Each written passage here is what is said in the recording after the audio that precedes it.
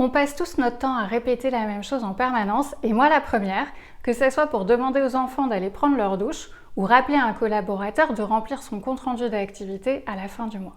Et force est de constater que c'est pas très efficace. Déjà on s'épuise, et en plus on obtient des résultats qui sont franchement médiocres. Au mieux on aura un résultat à très court terme, mais dès le lendemain ou dès le mois suivant, il va falloir recommencer, on va se remettre à répéter. Donc dans cette vidéo, je vais vous donner 4 clés pour arrêter de répéter tout le temps la même chose et surtout obtenir des résultats de manière beaucoup plus efficace.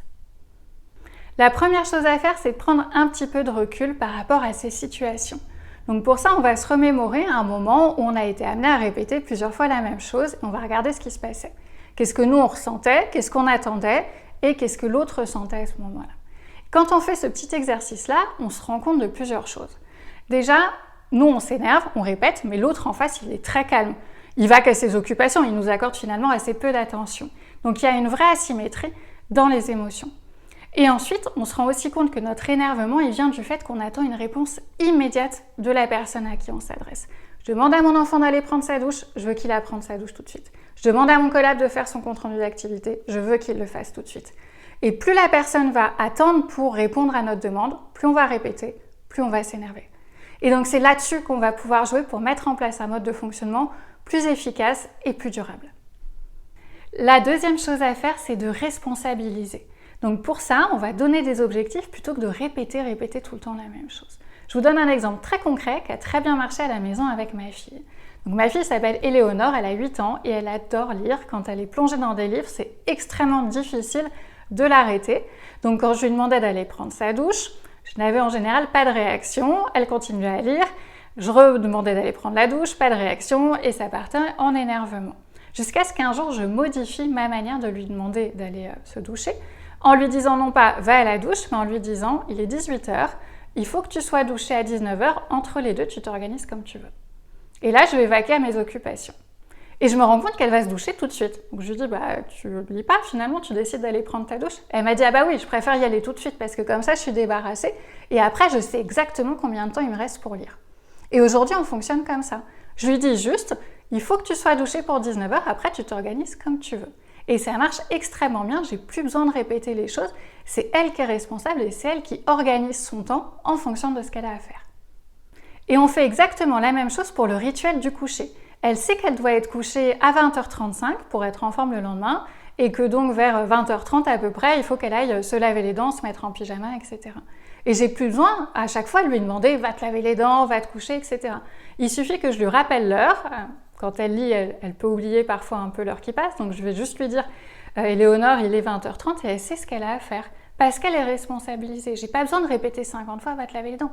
On a convenu ensemble que c'était l'heure et elle respecte les engagements qu'elle a pris et la responsabilisation qu'elle a pris. Et d'ailleurs, plus vous allez construire ce rituel du soir avec vos enfants, plus ils vont être à même de le respecter. Vous allez pouvoir leur poser des questions en leur disant « mais à quelle heure est-ce qu'il faut que tu te couches pour être en forme demain ?» Et ils vont vous dire à 20h30. Et ensuite, à quelle heure est-ce qu'il faut que tu ailles te laver les dents s'il faut que tu sois au lit à 20h30 ? Et ils vont construire comme ça tout le rétro-planning de la soirée et c'est eux qui vont donner les réponses et c'est eux qui vont établir le chronogramme de la soirée. Et encore une fois, plus ils vont participer à la construction de ce rituel-là, plus ils seront à même de le respecter après.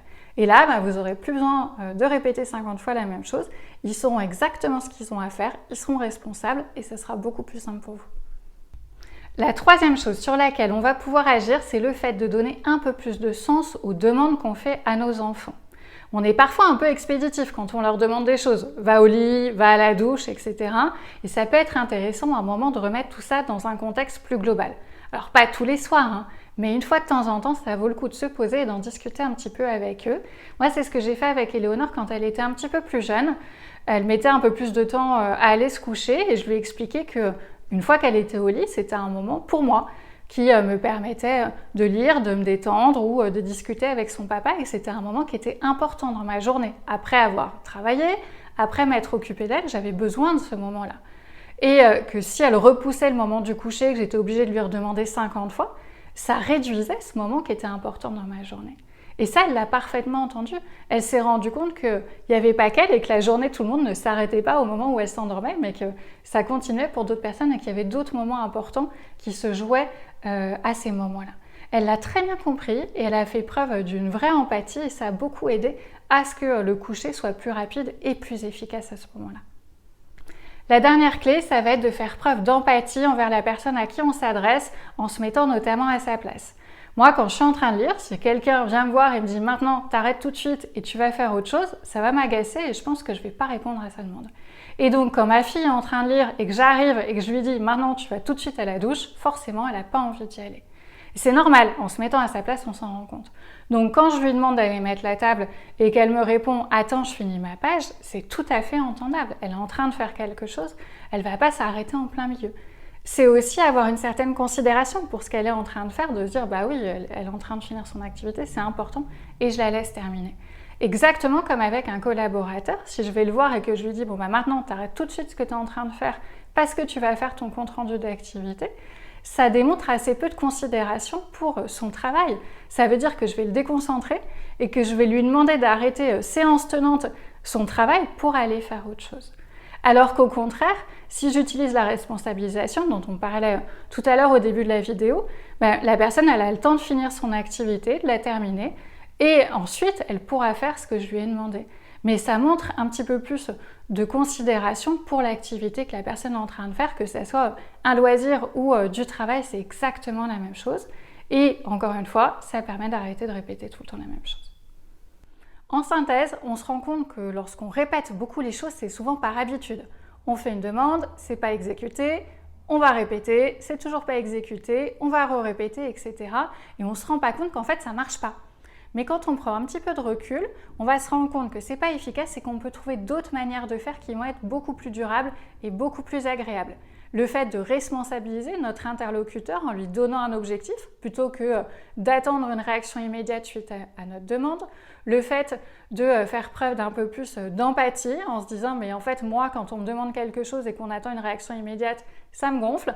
Donc je ne vais pas faire la même chose vis-à-vis de mon interlocuteur. Et le fait de donner un petit peu plus de sens à ce qu'on demande en expliquant parfois le contexte, ça fait aussi du bien et c'est utile. Pas à chaque fois, pas tous les soirs, mais une fois de temps en temps, ça peut être utile aussi. Et enfin, si vous souhaitez aller plus loin sur la thématique de la responsabilisation ou de l'autonomie, que ce soit en éducation avec les enfants ou en entreprise sur des questions managériales, je vous mets le lien vers la playlist qui traite de tous ces sujets-là.